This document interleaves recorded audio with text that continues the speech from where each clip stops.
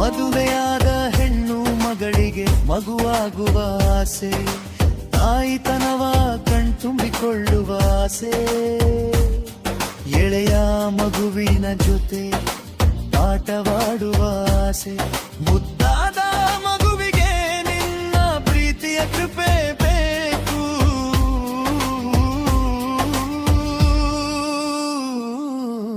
ಕಾಪಾಡು ಸಂತಾನ ಲಕ್ಷ್ಮಿ, ಕಾಪಾಡು ಸಂತಾನ ಲಕ್ಷ್ಮಿ. ಸಿಕ್ಕಾಪಟ್ಟೆ ಕಷ್ಟ ಬಂದಾಗ ನಿನ್ನ ಹತ್ತಿರ ಓಡೋಡಿ ಬರುತ್ತೇವೆ, ಕಾಪಾಡುವಂತ ಕೈ ಮುಗಿದು ಕೇಳುತ್ತೇವೆ. ನೀನೇ ಮಹಾಲಕ್ಷ್ಮಿ, ನೀನೇ ಭಾಗ್ಯಲಕ್ಷ್ಮಿ.